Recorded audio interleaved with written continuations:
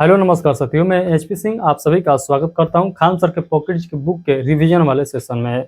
साथियों, आज के सेशन में हम लोग पढ़ने वाले हैं संविधान के पार्ट 4 का रिवीजन हम लोग करने वाले हैं। यानी आप सभी को पता होगा कि हम लोग इस बुक का जो है 2 चैप्टर स्टार्ट किए हुए हैं। पहला जो है इतिहास और दूसरा जो है यहाँ पर हम लोग संविधान स्टार्ट किए हुए हैं। इतिहास में भी हम लोग बहुत सारा सेशन देख चुके हैं और यहाँ पर भी हम लोग ऑलरेडी जो 3 सेशन देख चुके हैं, जो कि महामैराथन का क्लास देखे हैं।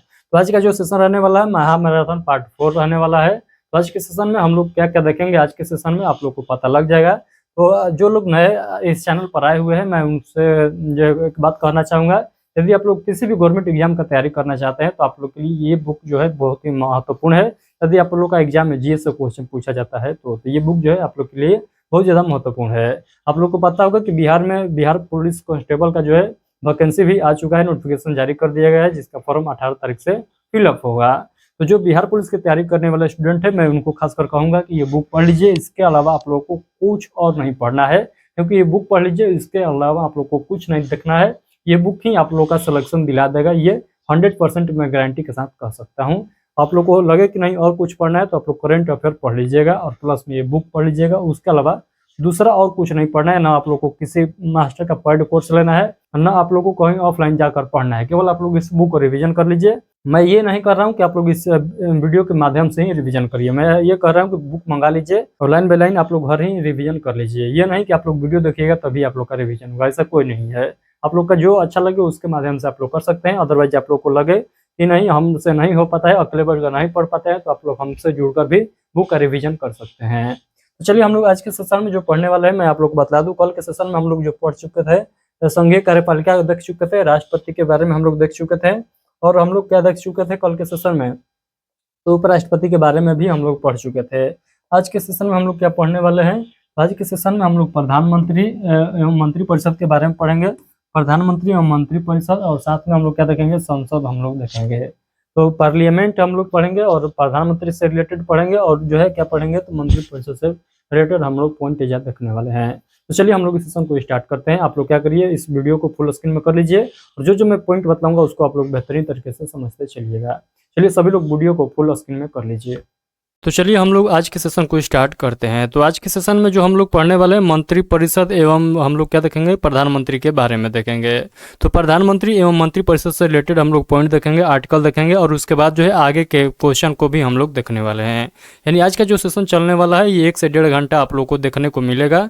तो आप लोग इस सेशन में पूरा एंड तक बने रहिएगा, क्योंकि आप लोग शुरुआत में जो है फुल वीडियो देख रहे थे, बट क्या हुआ जैसे ही क्लास जो है बढ़ने लगा तो आप लोग का उपस्थिति भी कम हो चुका है। आप सभी लोग देख सकते हैं वीडियो पर कितना ज़्यादा कम व्यू आ रहा है। तो आप लोग ऐसा मत करिए, यदि आप लोग सीरियस हैं किसी भी एग्जाम को लेकर तो आप लोगों को हर हाल में इस बुक को रिवीजन करना है। आप लोगों को पता होगा कि बिहार पुलिस कांस्टेबल का भी नोटिस जारी कर दिया गया है। लगभग 20,000 सीट पर जो है नोटिफिकेशन जारी किया गया है, तो उसका भी तैयारी कर रहे हैं। तो आप लोग के लिए ये जो बुक है ये रामबाण साबित होने वाला है। इस बुक के अलावा आप लोग को और कुछ नहीं पढ़ना है, बट आप लोग को करंट अफेयर पढ़ लेते हैं और ये बुक पढ़ लेते हैं तो बिहार पुलिस आप लोगों को कोई नहीं रुकेगा। तो चलिए हम लोग बिना किसी देरी के सेशन को स्टार्ट करते हैं। तो हम लोग क्या पढ़ेंगे, प्रधानमंत्री और मंत्रिपरिषद के बारे में पढ़ेंगे। तो चलिए मैं थोड़ा सा जूम कर लेता हूँ ताकि आप लोग को पूरा स्पष्ट तरीके से दिखाई देगा, तो आप लोग को पढ़ने में भी मन लगेगा। तो चलिए मैं थोड़ा सा जूम कर लेता हूँ। तो चलिए हम लोग आज के सेशन को स्टार्ट करते हैं। तो सबसे पहला पॉइंट देखिएगा, लिखा गया है संविधान का अनुच्छेद 74 के फर्स्ट के तहत कहा गया है कि राष्ट्रपति को उसके कार्यों में सहायता और सलाह देने के लिए एक मंत्रिपरिषद होगी, जिसका मुखिया कौन होंगे, तो प्रधानमंत्री होंगे। यानी आर्टिकल 74 के क क्या कहता है, तो आर्टिकल 74 के क कहता है कि राष्ट्रपति को उसके कार्यों में सहायता और सलाह देने के लिए एक मंत्रिपरिषद होगी, और इस मंत्रिपरिषद का मेन मुखिया कौन होगा, तो ये प्रधानमंत्री यानी प्राइम मिनिस्टर होंगे। तो ये बात आप लोग याद रखिएगा। अगला पॉइंट है संविधान के अनुच्छेद 75 के अनुसार प्रधानमंत्री की नियुक्ति राष्ट्रपति द्वारा की जाती है और अन्य मंत्रियों की नियुक्ति राष्ट्रपति प्रधानमंत्री की सलाह पर करेगा।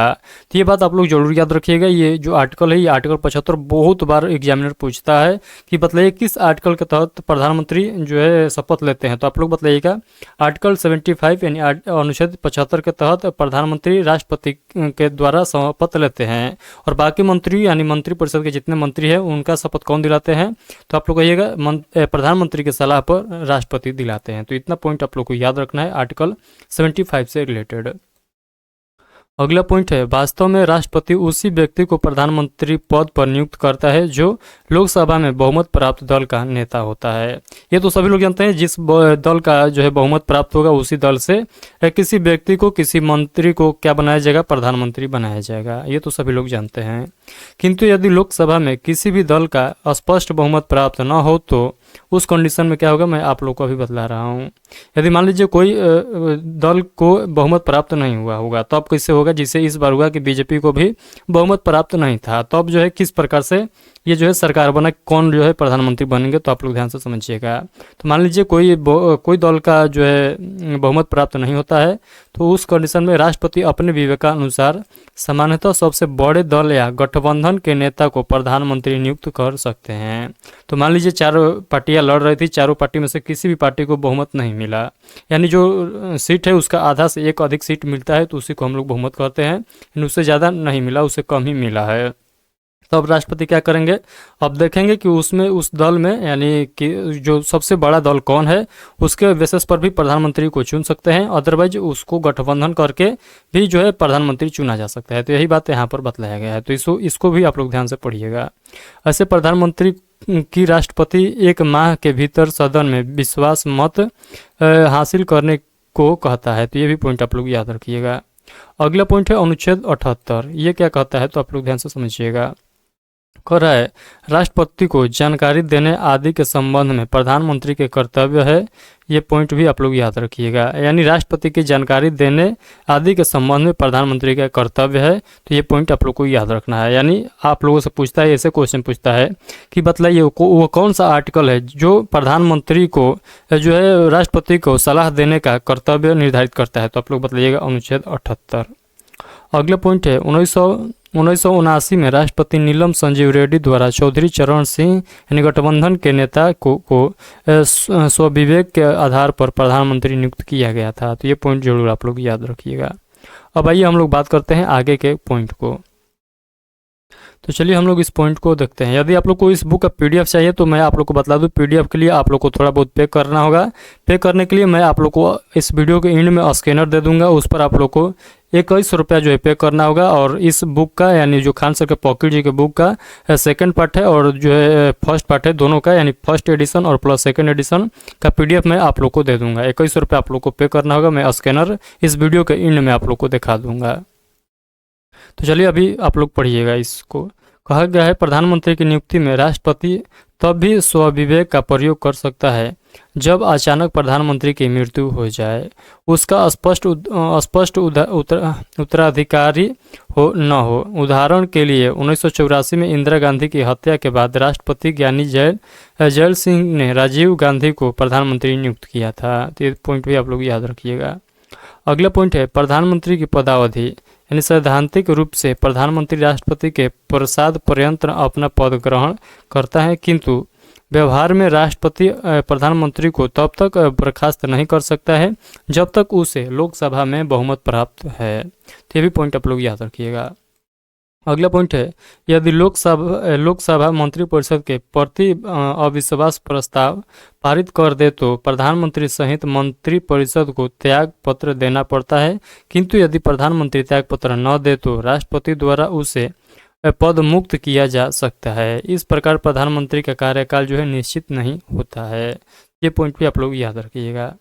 प्रधानमंत्री के वेतन एवं भत्ते, तो प्रधानमंत्री के वेतन एवं भत्ते से रिलेटेड आप लोग पॉइंट याद रखिएगा। संसद द्वारा समय समय पर प्रधानमंत्री के वेतन एवं भत्ते को जो है निर्धारित किए जाते हैं। तो ये बात आप लोग याद रखिएगा। ये क्या कहा गया है, इसमें मेन पॉइंट समझिएगा। तो ये बात कहा गया है कि प्रधानमंत्री का जो वेतन होता है ये संसद संशोधन करके उसमें बढ़ा घटा सकता है, तो वो संसद के हाथ में है कि प्रधानमंत्री का वेतन कितना दिया जाएगा, कितना नहीं दिया जाएगा। तो ये पॉइंट आप लोग याद रखिएगा। अगला पॉइंट है शपथ। तो प्रधानमंत्री राष्ट्रपति या राष्ट्रपति द्वारा अधिकृत व्यक्ति के समक्ष पद व गोपनीयता की शपथ लेता है। तो ये पॉइंट भी आप लोग याद रखिएगा। चलिए अगला पॉइंट हम लोग यहाँ पर देखते हैं, प्रधानमंत्री के कार्य एवं शक्तियाँ। तो प्रधानमंत्री के कार्य एवं शक्तियाँ से रिलेटेड जो भी पॉइंट है इस बुक में लिखा गया है उसको हम लोग देखते हैं। कहा गया है, भारत में प्रधानमंत्री का स्थान सरकार में सर्वोपरि होता है। मंत्रिपरिषद तभी अस्तित्व में आती है जब प्रधानमंत्री अपने पद की शपथ ग्रहण करता है। मंत्रिपरिषद की प्रधानमंत्री की मृत्यु या त्याग पत्र की स्थिति में संपूर्ण मंत्रिपरिषद भंग हो जाती है, जबकि किसी मंत्री की मृत्यु या पद त्याग की स्थिति में केवल एक मंत्री पद रिक्त होता है। तो ये तो सभी लोग जानते भी हैं। अगला पॉइंट है, प्रधानमंत्री एक सेतु के रूप में कार्य करता है मंत्रिपरिषद तथा संसद के बीच, मंत्रिपरिषद तथा राष्ट्रपति के बीच। तो ये पॉइंट आप लोग याद रखिएगा। यानी जो ये प्रधानमंत्री है ये एक पुल की तरह कार्य करता है। किसके किसके बीच? तो मंत्रिपरिषद और संसद के बीच पुल का कार्य करता है, और मंत्रिपरिषद और राष्ट्रपति के बीच जो है ये एक पुल का काम करता है। तो कौन? तो प्रधानमंत्री। तो ये बातें यहाँ पर बतलाया गया है। अगला पॉइंट है, इसी कारण जवाहरलाल नेहरू ने प्रधानमंत्री को सरकार की केंद्रीय धुरी कहा है। तो ये भी आप लोग कथन याद रखिएगा कि सरकार की केंद्रीय धुरी किसके द्वारा कहा गया है? तो आप लोग बताइएगा, जवाहरलाल नेहरू द्वारा प्रधानमंत्री को ये कहा गया है। अगला पॉइंट है, प्रधानमंत्री के परामर्श पर ही राष्ट्रपति द्वारा मंत्रियों की नियुक्ति की जाती है तथा वह मंत्रियों के बीच विभागों का बंटवारा तथा इस बंटवारे में वह परिवर्तन भी कर सकता है। अगला पॉइंट है, वह मंत्रिपरिषद के बैठकों की अध्यक्षता करता है तथा नियंत्रण, निर्देशन एवं समन्वय स्थापित करता है। वह किसी मंत्री से त्यागपत्र मांग सकता है या उसे बर्खास्त करने के लिए राष्ट्रपति को परामर्श दे सकता है। तो ये पॉइंट भी आप लोग याद रखिएगा। अब आइए हम लोग बात कर लेते हैं, इसी में थोड़ा बहुत पॉइंट और हम लोग याद रखेंगे, उसके बाद जो है आगे के पॉइंट को भी हम लोग याद करेंगे। तो यहाँ पर देखिएगा लिखा गया है, संसद के संबंध में शक्तियाँ। तो संसद के संबंध में हम लोग शक्तियाँ देख लेते हैं। तो वह लोकसभा का नेता होता है तथा सरकार की नीतियों की घोषणा सभा पटल पर करता है। वह लोकसभा को विघटित करने की राष्ट्रपति से सिफारिश कर सकता है। प्रधानमंत्री के परामर्श का ही जो है राष्ट्रपति संसद सत्र को आहूत या सत्रावसान करते हैं। उसके बाद अगला पॉइंट है, प्रधानमंत्री के अन्य कार्य एवं शक्तियाँ। उसके बाद देखिएगा यहाँ पर लिखा गया अध्यक्ष। तो अध्यक्ष के बाद यहाँ पर लिखा गया राष्ट्रीय विकास परिषद की, राष्ट्रीय एकता परिषद की, अंतर्राज्यीय परिषद की और राष्ट्रीय जल संसाधन परिषद की, नीति आयोग की, वैज्ञानिक और औद्योगिक अनुसंधान परिषद संघ। ये पॉइंट आप लोग याद रखिएगा। उसके बाद अगला पॉइंट है, प्रधानमंत्री की कुछ शक्तियाँ इस प्रकार है। तो प्रधानमंत्री की शक्तियाँ कुछ इस प्रकार है, आप लोग देखिएगा क्या क्या है। तो मंत्रिपरिषद का निर्माण, मंत्रियों का चयन करना, विभाग का बंटवारा करना, मंत्रियों को विभाग का आवंटन, मंत्रिपरिषद का पुनर्गठन, मंत्रिमंडल का अध्यक्ष चुनना, राष्ट्रपति तथा मंत्रिमंडल के बीच की कड़ी, सदन का नेता, सरकार का मुखिया, नियुक्तियां, और प्रधानमंत्री राष्ट्रपति को विभिन्न संवैधानिक नियुक्तियां करने की सिफारिश करता है। तो ये पॉइंट याद रखिएगा। अनुच्छेद 78 के अनुसार प्रधानमंत्री का यह कर्तव्य होगा कि वह जो है संघ के कार्यकलाप के प्रशासन संबंधी और विधान विषयक, संघ के कार्यकलाप के प्रशासन संबंधी और विधान संबंधी विषयों की जानकारी राष्ट्रपति को दे, जो वे मांगे और राष्ट्रपति द्वारा अपेक्षा किए जाने पर किसी ऐसे विषय को मंत्रिपरिषद के समझ विचार के लिए रखे जिस पर किसी मंत्री ने निश्चित कर दिया है किंतु मंत्रिपरिषद ने विचार नहीं किया है। तो इतना पॉइंट आप लोग एक बार पढ़ लीजिए, क्योंकि यहाँ पर सभी पॉइंट को एक में कवर किया गया है। तो हो सकता है आप लोग को समझ में नहीं आएगा, बट आप लोग एक बार अपने से पढ़ने का प्रयास को जरूर करिएगा। मैं इसका PDF आप लोग को प्रोवाइड करा दूंगा, जिस प्रकार से मैं बोलूँगा उसी प्रकार से आप लोग को इसका PDF डाउनलोड करना है।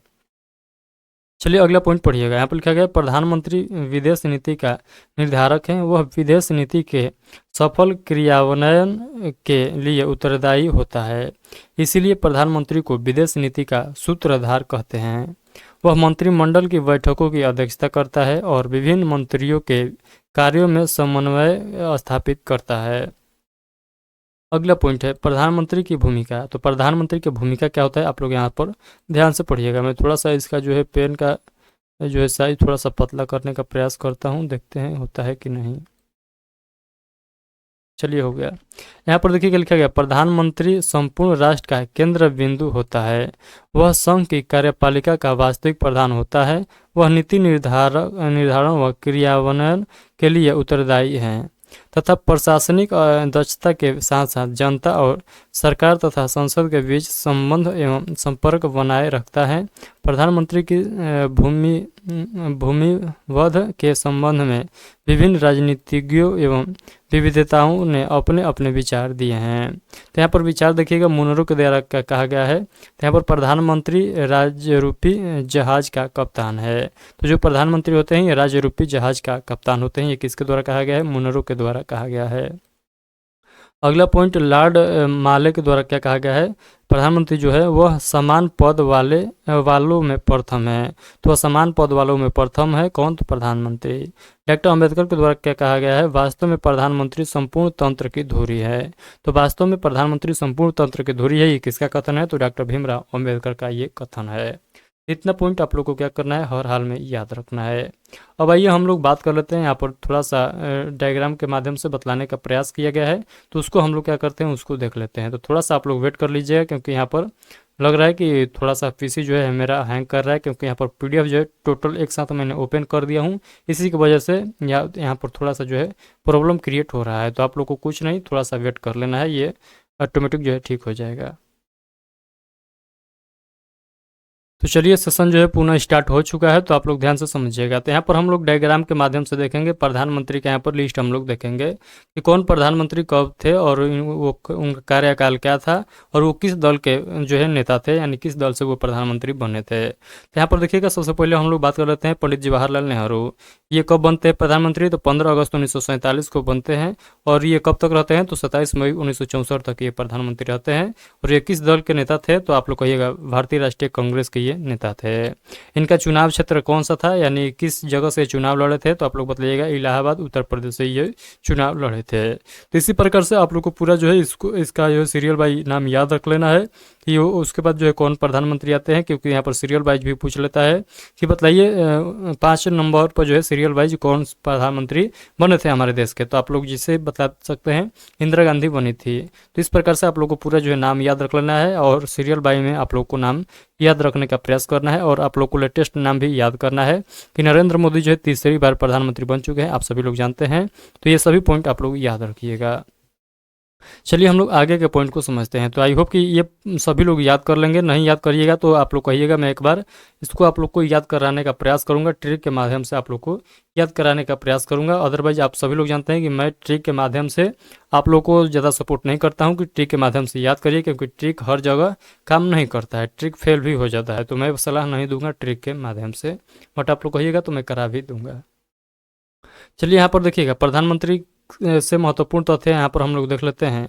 तो प्रथम सबसे लंबे समय तक रहने वाले प्रधानमंत्री कौन हो जाएंगे? तो पंडित जवाहरलाल नेहरू। कब से कब तक? तो 1945 से 1964 ईस्वी तक, यानी 17 साल जो है ये रहे थे। उसके बाद यहाँ पर देखिएगा नोट में लिखा गया है पंडित जवाहरलाल नेहरू ने भारत की विदेशी नीति में पंचशील सिद्धांत को अपनाया था। तो ये पॉइंट भी आप लोग याद रखिएगा, पंचशील सिद्धांत को अपनाया गया था। उसके बाद हम लोग देख लेते हैं, थोड़ा सा मैं इसका साइज फिर से छोटा कर लेता हूँ, क्योंकि यहाँ पर थोड़ा ज़्यादा ही चल रहा है, जिसकी वजह से जो लिखा हुआ पॉइंट है वो तुपा जा रहा है। अगला पॉइंट देखिएगा यहाँ पर प्रधानमंत्री का सबसे, यहाँ पर जो है कुछ कट रहा है शायद। अच्छा यहाँ पर देखिएगा प्रधानमंत्री का सबसे छोटा कार्यकाल कौन सा हो जाएगा? तो आप लोग बताइएगा अटल बिहारी वाजपेयी। अटल बिहारी वाजपेयी जो है केवल 13 दिनों के लिए ये प्रधानमंत्री बने हुए थे। तो ये पॉइंट आप लोग याद रखिएगा। कार्यवाहक प्रधानमंत्री कौन थे? तो आप लोग कहिएगा गुलजारी लाल नंदा। ये 2 बार बने थे, 1964 में और 1966 ईस्वी में। अगला पॉइंट 5 नंबर पर देखिएगा एक से अधिक बार प्रधानमंत्री के पद को धारण करने वाले व्यक्ति। तो एक से अधिक बार प्रधानमंत्री के पद को धारण करने वाले व्यक्ति कौन हो जाएंगे? तो आप लोग क्या बतलाइएगा? तो आप लोग बतलाइएगा पहले में हो जाएंगे पंडित जवाहरलाल नेहरू, 4 बार बने थे। उसके बाद इंदिरा गांधी 3 बार, उसके बाद अटल बिहारी वाजपेयी 3 बार, उसके बाद डॉक्टर मनमोहन सिंह 2 बार और उसके बाद नरेंद्र मोदी सिंह 3 बार। तो इस प्रकार से आप लोग को क्या करना है, याद रखना है कि कौन प्रधानमंत्री कितने बार रहे थे। चलिए अगला पॉइंट देखिएगा प्रथम महिला प्रधानमंत्री इंदिरा गांधी थी। ये तो सभी लोग जानते हैं, प्रथम महिला लगा देगा तो आप लोग बताइएगा इंदिरा गांधी। यहाँ पर देखिएगा इंदिरा गांधी ने 1968 में हरित क्रांति की शुरुआत करने के लिए गेहूं क्रांति शीर्षक से विशेष डाक टिकट जारी किया गया था। तो ये क्वेश्चन बार बार पूछा जाता है, हर बार पूछा जाता है, इसको आप लोग वीवीआई टिक करके जरूर याद रखिएगा। अगला पॉइंट है प्रथम गैर कांग्रेसी प्रधानमंत्री श्री मोरारजी देसाई थे। तो आप लोगों से पूछता है कि प्रथम गैर जो है कांग्रेसी प्रधानमंत्री कौन बने थे, तो आप लोग बताइएगा मोरारजी देसाई। यानी ये जो है ये कांग्रेस से नहीं थे पर भी इनको प्रधानमंत्री बनाया गया था। तो ये बात भी आप लोग याद रखिएगा। कब बनाया गया था, तो 1977 ईस्वी में। अगला पॉइंट है लोकसभा में पराजित प्रधानमंत्री। तो लोकसभा में पराजित प्रधानमंत्री कौन हो जाएंगे, तो आप लोग बताइएगा इंदिरा गांधी। अगला पॉइंट देखिएगा, कहा गया है ऐसे प्रधानमंत्री जिन्होंने कभी लोकसभा का सामना नहीं किया। तो वो कौन से बने थे, तो आप लोग बताइएगा चौधरी चरण सिंह। तो ये ऐसे प्रधानमंत्री थे कभी भी ये लोकसभा का सामना नहीं किए थे। कौन प्रधानमंत्री, तो चौधरी चरण सिंह।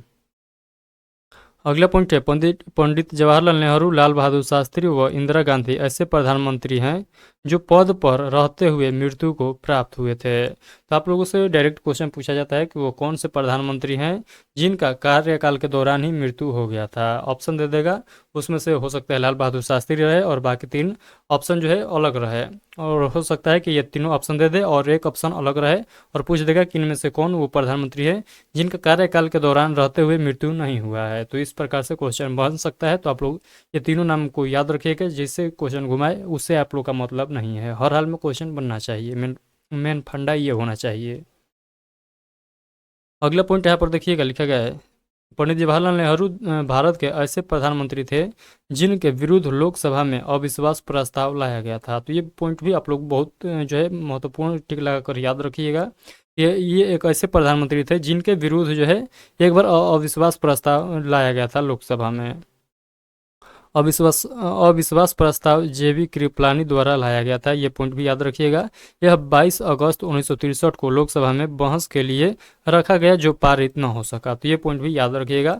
अविश्वास प्रस्ताव लाया गया था बट पारित नहीं हुआ था। तो अभी तक हमारे देश के कोई भी प्रधानमंत्री पर अविश्वास प्रस्ताव जो है नहीं लगाया गया, बट एक बार लाया गया था लोकसभा में जो पारित नहीं हुआ था। तो ये पॉइंट भी आप लोग याद रखिएगा। अगला पॉइंट है मोरारजी देसाई त्यागपत्र द्वारा पद छोड़ने वाले प्रथम प्रधानमंत्री थे। तो मोरारजी देसाई ऐसे प्रधानमंत्री हुए जो त्यागपत्र यानी इस्तीफा दे दिए खुद के माध्यम से। तो ये पॉइंट भी आप लोग याद रखिएगा। अगला पॉइंट है भारत के 4 प्रधानमंत्री ऐसे हैं जो राज्यसभा के सदस्य होते हुए भी प्रधानमंत्री बने। तो उसमें से फर्स्ट नाम आता है इंदिरा गांधी, दूसरा नाम इंद्र कुमार जय गुजराल, और उसके बाद तीसरा नाम याद रखिएगा HD देवगौड़ा, और उसके बाद जो है अगला नाम यानी डॉक्टर मनमोहन सिंह। ये 4 ऐसे प्रधानमंत्री बने थे जो लोकसभा से नहीं थे और जो राज्यसभा से थे। तो राज्यसभा से ये प्रधानमंत्री बने हुए थे। तो ये भी पॉइंट आप लोग याद रखिएगा। ये नहीं आप लोग सोचिएगा कि मान लीजिए आपके क्षेत्र से वो चुनाव लड़कर जाते हैं, यानी लोकसभा का जो चुनाव होता है प्रधानमंत्री का, जो आप लोग सोचते हैं कि चुनाव है, तो जो लोकसभा का चुनाव होता है यदि उसके ही माध्यम से केवल प्रधानमंत्री चुने जाएंगे, तो ऐसा नहीं है। जैसे कि आप लोग देखे होंगे कि ये जो वर्तमान में प्रधानमंत्री हैं यानी नरेंद्र मोदी जो प्रधानमंत्री हैं हमारे देश के, ये लोकसभा के सदस्य हैं, लोकसभा के ये मेंबर हैं। जो उसी प्रकार जो राज्यसभा के मेंबर थी उससे जो प्रधानमंत्री बनने वाले जो व्यक्ति है वो उनका नाम यहाँ पर दिया गया है। तो आई होप कि ये पॉइंट आप लोग को समझ में आ चुका है। अगला पॉइंट है अटल बिहारी वाजपेयी ऐसे प्रधानमंत्री हैं जिनकी सरकार लोकसभा में बहस के दौरान एक मत से गिरी थी। ये भी पॉइंट आप लोग याद रखिएगा। अगला पॉइंट मोरारजी देसाई, चौधरी चरण सिंह, वीपी सिंह, वीपी नरसिम्हा राव एवं HD देवगौड़ा व नरेंद्र मोदी ऐसे प्रधानमंत्री हैं जो अपने अपने राज्य में मुख्यमंत्री भी रह चुके हैं। ये जो 4-5 नाम आप लोग देखे प्रधानमंत्री के, ये ऐसे प्रधानमंत्री थे जो प्रधानमंत्री बनने से पहले ये अपने अपने राज्य में मुख्यमंत्री भी रह चुके थे। तो ये पॉइंट भी आप लोग नोट डाउन कर लीजिएगा।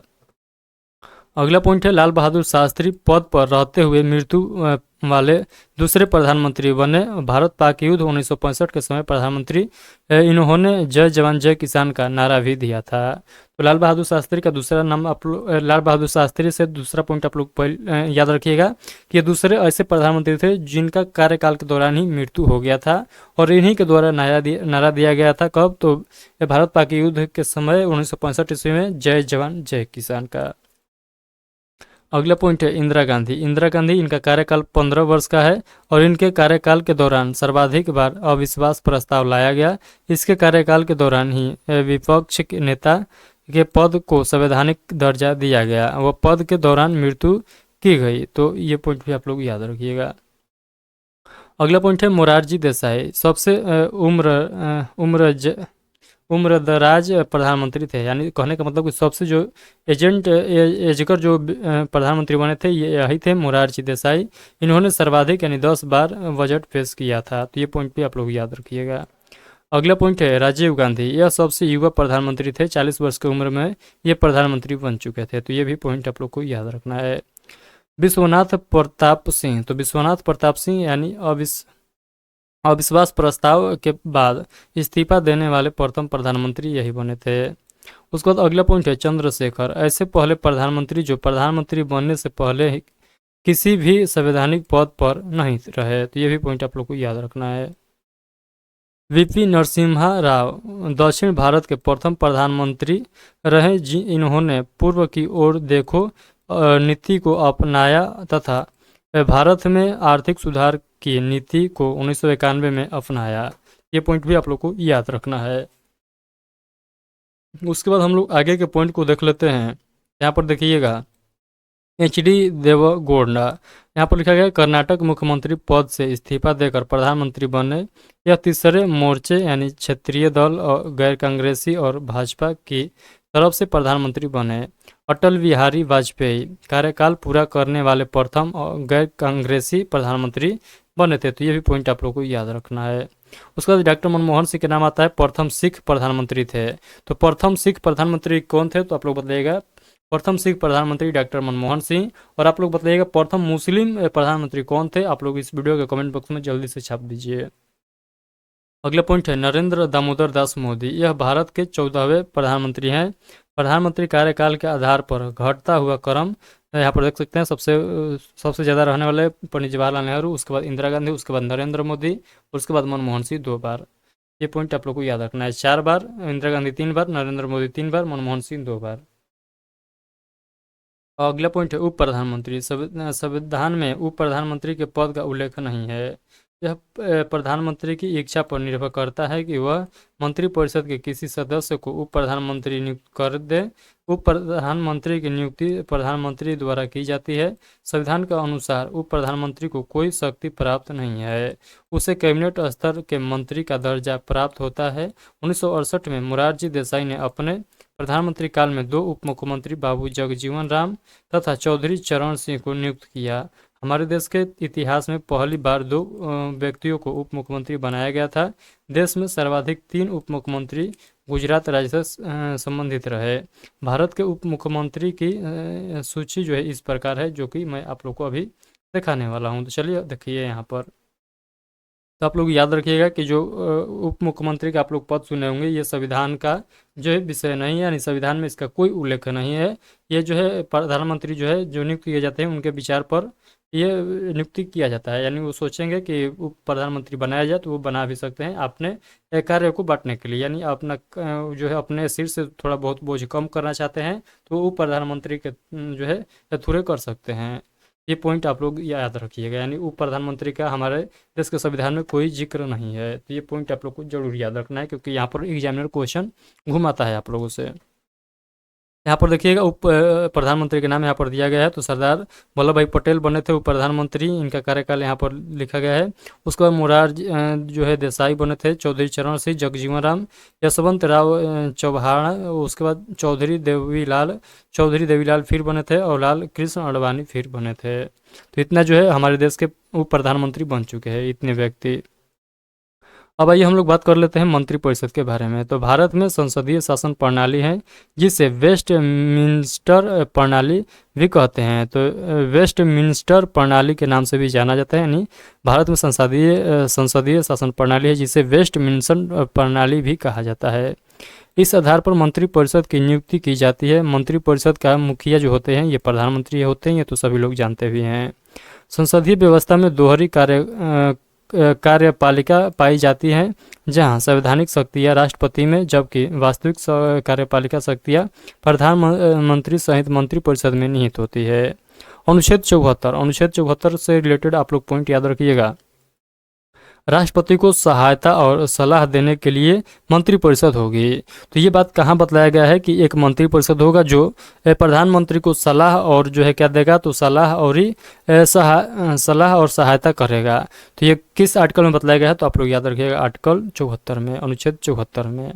तो अनुच्छेद 74 ये कहता है कि एक मंत्रिपरिषद होगा और वो मंत्रिपरिषद प्रधानमंत्री को सहायता करेगा और सलाह देगा। तो ये पॉइंट आप लोग याद रखिएगा।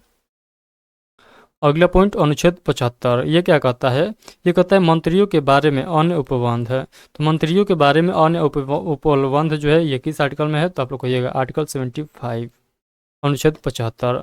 मंत्रियों की नियुक्ति अनुच्छेद 75 के फर्स्ट। तो मंत्रियों का नियुक्ति जो है किसके माध्यम से किया जाता है, तो आप लोग कहिएगा अनुच्छेद 75 के ए के तहत किया जाता है। अनुच्छेद 75 के 1 के ए में क्या कहा गया है, तो मंत्रिपरिषद में मंत्रियों की संख्या का जिक्र किया गया है। यहाँ पर देखिएगा बतलाया गया मंत्रिपरिषद का आकार, यानी मंत्रिपरिषद का आकार यानी मंत्रिपरिषद कैसे किस प्रकार से गठन किया जाएगा, आप लोग ध्यान से समझिएगा क्योंकि बहुत ही महत्वपूर्ण है। मंत्रिपरिषद में प्रधानमंत्री सहित मंत्रियों की कुल संख्या लोकसभा की कुल संख्या के 15% से अधिक नहीं होनी चाहिए। यानी जितने लोकसभा में टोटल सदस्य है उसका 15% ही जो है क्या बनेंगे, तो मंत्री बनाए जाएंगे। तो कुल सदस्यों को कुल लोकसभा के जितने भी सदस्य हैं सभी का 15% निकालेंगे और उतने ही लोगों को मंत्री बनाया जाएगा। ये बात यहाँ पर बतलाया गया है। यह प्रावधान वर्ष 2003 के 91 संविधान संशोधन अधिनियम द्वारा जोड़ा गया था। ये बात भी याद रखिएगा। यानी ये बात कब जोड़ा गया था कि जो मंत्रिपरिषद का गठन किया जाएगा, जो लोकसभा के जितने सदस्य हैं उसका 15% ही मंत्री बनाए जाएंगे। तो ये किस अनुच्छेद के, ये किस संविधान संशोधन के तहत ये बात को जोड़ा गया था, तो आप लोग बताइएगा 91वां संविधान संशोधन 2003 के तहत इस बात को जोड़ा गया था। तो इस प्रकार आप लोग को सभी पॉइंट को याद रखना है। अब आइए हम लोग बात कर लेते हैं अगला आर्टिकल पर। अगला आर्टिकल जो है 75 के 1 के भी है। ये कहता है राजनीतिक दल बदल के दोषी व्यक्तियों को मंत्री नहीं बनाया जाएगा। तो ये बात क्या कहता है, आप लोग ध्यान से समझिएगा, बहुत ही महत्वपूर्ण बात समझने वाला लायक है। आप लोग को समझ में नहीं आएगा, मेरे बात को ध्यान से समझिएगा। ये कहता है, ये जो आर्टिकल ये कहता है राजनीतिक दल बदल के दोषी व्यक्तियों को मंत्री नहीं बनाया जाएगा। यानी वो व्यक्ति को मंत्री नहीं बनाया जाएगा जो दल बदल कर आया है। तो दल बदल वाले मंत्री को यहाँ पर जो है मंत्री नहीं बनाया जाएगा। ये कौन सा आर्टिकल कहता है, तो आर्टिकल 75 के 1 के बी कहता है। अनुच्छेद 75 के दूसरा क्या कहता है, इसके अनुसार मंत्रिपरिषद के सदस्य व्यक्तिगत रूप से राष्ट्रपति के प्रसाद पर्यंत कार्यरत रहेंगे। उसके बाद अगला पॉइंट है अनुच्छेद 75 के सी या तीसरा हम लोग कह सकते हैं। इसके अनुसार मंत्रिपरिषद सामूहिक रूप से निम्न सदन यानी लोकसभा के प्रति उत्तरदायी होते हैं। आप सभी लोग जानते हैं निम्न सदन यानी लोकसभा को हम लोग निम्न सदन कहते हैं और राज्यसभा को उच्च सदन के नाम से जानते हैं। लोकसभा को हम लोग भंग कर सकते हैं, राज्यसभा को भंग नहीं कर सकते हैं, इसीलिए राज्यसभा को उच्च सदन और लोकसभा को निम्न सदन के नाम से जानते हैं। अनुच्छेद 75 के 4 इसके अनुसार राष्ट्रपति प्रत्येक मंत्री को संविधान की तीसरी अनुसूची के अनुसार पद व गोपनीयता की शपथ दिलवाएंगे। उसके बाद अगला पॉइंट है आर्टिकल 75 के 5 इसके अनुसार इसमें मंत्रियों की योग्यता का उल्लेख किया गया है। कोई व्यक्ति किसी भी सदन का सदस्य नहीं है तो उसे 6 माह तक मंत्री बनाया जा सकता है। तो ये पॉइंट आप लोग याद रखिएगा, बहुत ही महत्वपूर्ण है। मान लीजिए कोई व्यक्ति लोकसभा का चुनाव लड़ता है, वहाँ पर चुनाव हार जाता है, तो उसके बावजूद भी उसको मंत्री बनाया जा सकता है, बट एक कंडीशन है कि उसको 6 महीना तक ही मंत्री बनाया जाएगा। यदि वो चाहें कि हम लोग पूरा कार्यकाल जो है मंत्री बने रहें तो उसको किसी न किसी लोकसभा के चुनाव सीट से चुनाव जीतकर आना पड़ेगा, तभी जो है वो लगातार जो है 5 वर्षों तक वो मंत्री बना रहेगा। अदरवाइज वो चुनाव हार जाता है तो उसको अधिकतम जो है 6 माह तक ही मंत्री बनाया जा सकता है। यानी कहने का मतलब कि चुनाव हारने के कंडीशन में भी 6 महीना तक वो मंत्री बन सकता है, बट वो चाहेगा कि पूरा कार्यकाल जो है मंत्री पर बना रहे, मंत्री सीट उसको मिला रहे, तो उसको किसी न किसी संसदीय क्षेत्र से चुनाव लड़कर आना पड़ेगा। तो ये पॉइंट आप लोग याद रखिएगा। अगला पॉइंट यहाँ पर देखिएगा अनुच्छेद 75 के 6 यानी कि क्या हो जाएगा, तो 6 पर आप लोग याद रखिएगा ई आ जाएगा। उसके बाद यहाँ पर देखिएगा लिखा गया है अनुच्छेद 75 के 6 के अनुसार मंत्रियों के वेतन एवं भत्ते संसद द्वारा निर्धारित किए जाते हैं। यानी जो मंत्री होंगे इसका वेतन और भत्ता किसके द्वारा निर्धारित किया जाता है, तो ये संसद के द्वारा निर्धारित किया जाता है। जिस प्रकार प्रधानमंत्री का वेतन भी संसद के द्वारा निर्धारित किया जाता है, उसी प्रकार इन मंत्रियों का वेतन भी जो है खुद के द्वारा निर्धारित किया जाता है। यानी खुद हम इसलिए कह सकते हैं क्योंकि संसद में यही मंत्री और लोकसभा और राज्यसभा के सदस्य ही बैठते हैं और अपना जो है अपना पेमेंट का निर्धारण खुद करते हैं। तो आप लोग सोच सकते हैं कि ये अपना पेमेंट जो है किस लेवल पर रखेंगे। यहाँ पर सभी लोग देखिएगा, यहाँ पर नोट में लिखा गया है सभी मंत्रियों, राज्य मंत्रियों और उप मंत्रियों को निःशुल्क निवास स्थान तथा अन्य सुविधाएं प्राप्त होती है। ये तो इन लोगों का मन है, ये जो चाहेंगे वो संशोधन कर लेंगे क्योंकि अपने अपने को सुख सुविधा तो सभी लोग को चाहिए। तो ये इन्हीं के हाथों में है, यानी सभी मंत्री मिलेंगे और अपने लिए कानून बना देंगे कि अगले महीना से हमारा जो वेतन है ये 5 लाख नहीं 10 लाख पर महीना मिलेगा। तो ये इनके हाथ में निहित है। तो ये पॉइंट आप लोग याद रखिएगा। अगला बात अनुच्छेद 77 को हम लोग देख लेते हैं। तो अगला पॉइंट अनुच्छेद 77 देखेंगे। इसमें बताया गया भारत सरकार के कार्य का संचालन। तो भारत सरकार के कार्य का संचालन किस प्रकार होगा, कैसे होगा, ये किस में बताया गया किस आर्टिकल में, तो आर्टिकल 77 में। अगला पॉइंट है आर्टिकल 77 के फर्स्ट यानी 1, भारत सरकार की समस्त कार्यपालिका की कार्यवाही राष्ट्रपति के नाम से नाम से की हुई कही जाएगी। ये पॉइंट आप लोग याद रखिएगा। यहाँ पर कुछ जो है लैंग्वेज मिस लग रहा है। उसके बाद अनुच्छेद 77 के दूसरा देखिएगा, इसमें कहा गया है राष्ट्रपति के नाम से किए गए और निष्पादित आदेशों और अन्य लिखितों को ऐसी रीति से अभिप्रमाणित किया जाएगा और राष्ट्रपति द्वारा बनाए जाने वाले नियमों में विनिर्दिष्ट की जाए और इस प्रकार प्रमाणित आदेश या लिखित की विद्यमानता इस आधार पर प्रश्नगत नहीं की जाएगी कि वह राष्ट्रपति द्वारा किया गया निष्पादित आदेश या लिखित नहीं है। तो ये जो कोई खास आर्टिकल नहीं है, इसको आप लोग स्किप भी कर सकते हैं, अदरवाइज इसको भी याद रखिएगा। अनुच्छेद 77 के सी ये क्या कहता है, राष्ट्रपति भारत सरकार का कार्य अधिक सुविधापूर्वक किए जाने के लिए और मंत्रियों में उक्त कार्य के आवंटन के लिए नियम बनाएगा। अनुच्छेद 78 कहता है राष्ट्रपति को जानकारी देने आदि के संबंध में प्रधानमंत्री के कर्तव्य है। तो प्रधानमंत्री का क्या कर्तव्य है, तो प्रधानमंत्री का कर्तव्य है कि राष्ट्रपति को कोई भी जो है जानकारी और सलाह दें। तो ये पॉइंट याद रखिएगा। आर्टिकल 78 के फर्स्ट क्या कहता है, ये कहता है संघ के कार्यकलाप के प्रशासन संबंधी और विधान विषयक प्रस्तावनाओं संबंधी मंत्रिपरिषद के सभी निश्चय राष्ट्रपति को सूचित करें। अगला आर्टिकल है आर्टिकल 78 के वी संघ के कार्यकलाप के प्रशासन संबंधी और विधान विषयक प्रस्तावनाओं संबंधी जो जानकारी राष्ट्रपति मांगे वह दे। और अनुच्छेद 78 के सी क्या कहता है, ये कहता है किसी विषय को जिस पर किसी मंत्री ने विनिश्चय कर दिया है किंतु मंत्रिपरिषद ने विचार नहीं किया है, राष्ट्रपति द्वारा अपेक्षा की जाने पर परिषद के समक्ष विचार के लिए रखे। तो ये सभी पॉइंट को आप लोग को एक बार पढ़ लेना है, ऐसे अदरवाइज जो है ज़्यादा महत्वपूर्ण नहीं है। चलिए हम लोग आगे के पॉइंट को यहाँ पर देखते हैं। मंत्रियों के प्रकार, तो मंत्रियों के हम लोग प्रकार देख लेते हैं, यानी टाइप्स ऑफ मंत्री हम लोग देख लेते हैं। यहाँ पर मंत्रिपरिषद में मंत्रियों की 3 श्रेणियां होती है। यानी जो मंत्री का प्रकार होता है ये 3 प्रकार के मंत्री होते हैं। कौन कौन, तो एक बनते हैं कैबिनेट मंत्री, दूसरा होते हैं राज्य मंत्री और तीसरा होते हैं उप मंत्री। तो कैबिनेट मंत्री, राज्य मंत्री और उप मंत्री ये 3 मंत्री होते हैं। इनमें आप लोग देखिएगा तो इन सभी मंत्रियों में शीर्ष स्थान पर जो है ये प्रधानमंत्री होता है। उसके बाद कैबिनेट मंत्री आते हैं, राज्य मंत्री और उसके बाद उप मंत्री आ जाते हैं। कैबिनेट मंत्री ये केंद्र सरकार के महत्वपूर्ण मंत्रालयों जैसे गृह, रक्षा, वित्त, विदेश मामलों आदि के प्रमुख होते हैं। कैबिनेट केंद्र सरकार के महत्वपूर्ण मामलों में नीति निर्धारण निकाय हैं। तो सबसे जो कोई महत्वपूर्ण मंत्रालय है तो वो कैबिनेट मंत्री है।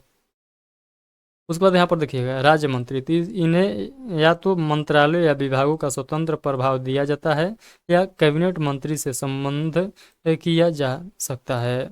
जब इन्हें किसी मंत्रालय या विभाग का स्वतंत्र प्रभार दिया जाता है तो इन्हें राज्य मंत्री कहा जाता है। अब आइए हम लोग बात करते हैं उप मंत्री। तो कैबिनेट मंत्रियों या राज्य मंत्रियों से संबंधित होते हैं तथा उनके प्रशासनिक, राजनीतिक और संसदीय कर्तव्यों में उसकी सहायता करते हैं। उसके बाद आता है संसदीय सचिव, ऐसे मंत्री जो केवल संसदीय कार्यों को देखते हैं। इन्हें औपचारिक मंत्री का दर्जा प्राप्त होता है। देश में संसदीय सचिवों की नियुक्ति प्रधानमंत्री द्वारा व शपथ भी प्रधानमंत्री द्वारा दिलाई जाती है। और राज्यों में संसदीय सचिवों की नियुक्ति मुख्यमंत्री द्वारा व शपथ भी मुख्यमंत्री द्वारा दिलाई जाती है। उसके बाद अगला पॉइंट है मंत्रिमंडल सचिवालय। मंत्रिमंडल सचिवालय भारत सरकार के नियम 1961 के अंतर्गत प्रत्यक्ष तौर पर मंत्रिमंडल सचिवालय प्रधानमंत्री के अधीन कार्य करता है। इसका प्रशासनिक प्रमुख कैबिनेट सचिव होता है। उसी प्रकार अगला पॉइंट देखिएगा, लिखा गया है कैबिनेट सचिव सिविल सर्विसेज बोर्ड का पदेन अध्यक्ष होता है। तो कैबिनेट सचिव कौन होता है? तो सिविल सर्विस बोर्ड का पदेन अध्यक्ष भी होता है।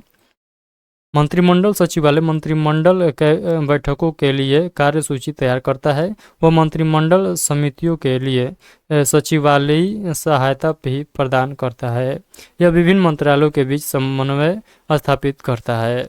तो इतना पॉइंट आप लोगों को हर हाल में याद रखना है। तो आई होप कि जो मैं अभी आप लोग को बतलाया हूँ प्रधानमंत्री और मंत्रिपरिषद से रिलेटेड सभी पॉइंट आप लोग को एक एक करके समझ में आ चुका है। तो आप लोग को आर्टिकल भी याद रखना है और जो जो मेन पॉइंट था वो सभी पॉइंट को भी आप लोग को याद रखना है। तो आई होप कि इतना पॉइंट आप लोगों को एक एक पॉइंट जो है क्लियर समझ में आ चुका है। तो आज के सेशन को हम लोग क्या करेंगे, यहीं पर स्टॉप करेंगे, क्योंकि आज के सेशन के बाद जो है आज के सेशन में हम लोग प्रयास करेंगे संसद को देखना। तो ये जो है सेशन बहुत लंबा हो जाएगा, जो कि आप लोग को भी बोर लगने लगेगा और मैं समझा भी नहीं पाऊंगा पूरे जो है बेहतरीन तरीके से, क्योंकि मेरा जो है गला अभी बढ़ चुका है। तो अभी मैं आप लोग को केवल क्वेश्चन ही करके बतलाऊंगा। तो अदरवाइज आज के सेशन को हम लोग यहीं पर स्टॉप करते हैं। मिलते हैं आगे के सेशन में, जिसमें हम लोग बात करेंगे संसद से रिलेटेड आर्टिकल, महत्वपूर्ण आर्टिकल और इससे रिलेटेड महत्वपूर्ण पॉइंट को हम लोग देखेंगे। यानी इस बुक में जो जो लिखा गया है संसद के संबंध में वो सभी पॉइंट को हम लोग कवर करेंगे। तो चलिए अभी के लिए इतना ही, मिलते हैं आगे के सेशन में।